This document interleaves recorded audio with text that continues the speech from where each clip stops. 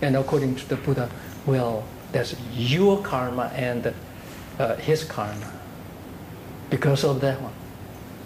So it's very important to create a good karma, not evil karma, which we don't see. But if you are enlightened to your own nature, you will see that. According to the Buddhist teaching, if you are enlightened, not only you can see your own previous life, but someone else's life too.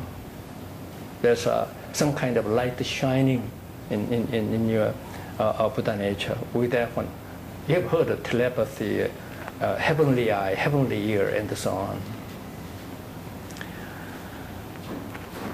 Coming down to the question of what do you mean getting enlightened in the tradition of Buddhism, getting enlightened. Since I don't have much time, let me shorten. There are different interpretations of what enlightenment is. One of them, which is quite powerful in Korea, is this. You know, in our mind, there are 8 consciousnesses, 5 senses: visual consciousness, auditory consciousness, olfactory, gustatory, and so on, tactual consciousness. And the 6th consciousness by which you recognize certain things as, say, flower. Your eye, visual consciousness alone cannot recognize this purple color as a flower. It's a 6th consciousness. And there's a 7th consciousness called Manas Vijnana, which is like a mind consciousness, by which you are aware of your own internal state. If you are angry, it is your 7th consciousness which is aware. And also, the 7th consciousness makes this distinction between you and others, or me and others.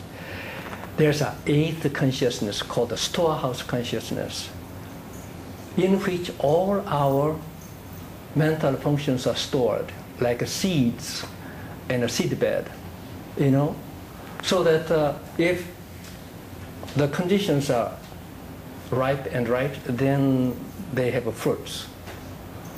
So actually, when you see a certain color, that is the fruition of the seed of the color in your 8th consciousness, called Alaya Vijnana, the 8th consciousness, which we are not aware of. 8th consciousness. However, all the 7 consciousnesses are coming from this 8th consciousness. And there's a 9th consciousness called Amala Vijnana.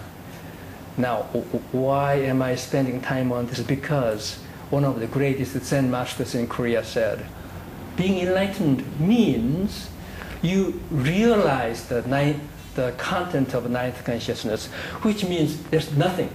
It's like a no mind, unconscious, no mind, which is the 9th consciousness, Amala Vijnana, 9th consciousness. Why is that necessary? According to this Zen master, Songchul in Korea, all our conscious state coming from 8th consciousness is most of them defiled.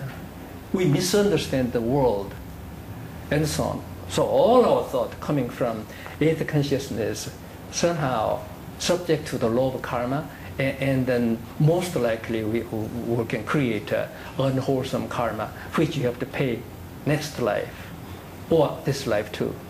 So what he says, what is enlightenment? Enlightenment means realizing the 9th consciousness. That's what he teaches, 9th consciousness.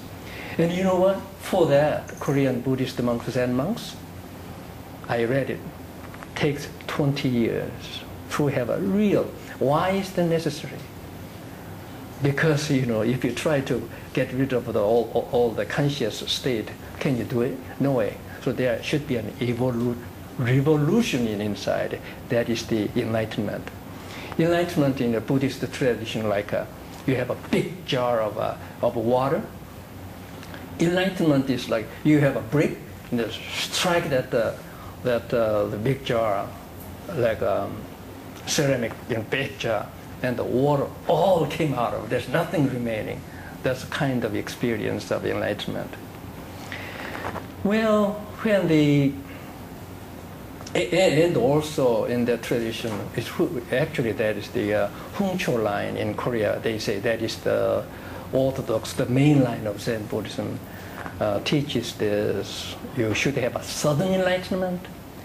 Enlightenment and the seeing the nature are identified. Also, they identify seeing the nature with being a Buddha. Nothing else, no more. If you are really enlightened, you are the Buddha. Okay. And in one Buddhism, then, since we are in one Buddhist order, what is one Buddhist enlightenment?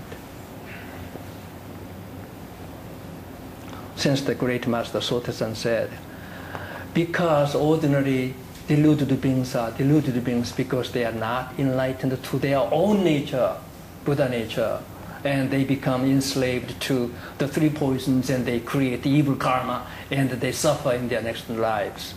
Okay? So what you have to do? By all good means, you have to be enlightened to your original nature before you die.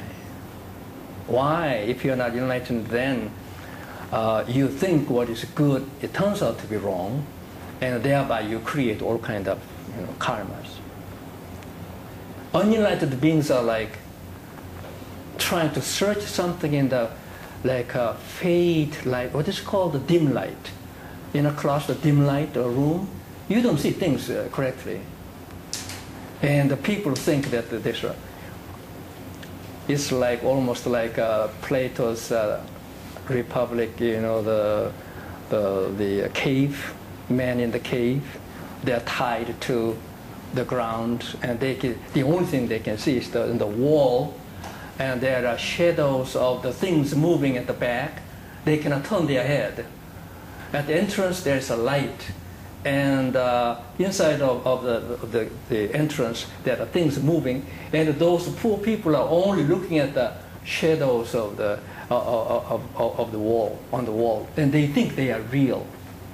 According to Buddhist teaching, if you are not enlightened, you look at this world, they are real, and they're called delusions. So you see, in Zen Buddhism, what they're saying is this: if you are enlightened, you will see the whole world differently. In one Buddhism, let me tell you, what is then enlightenment?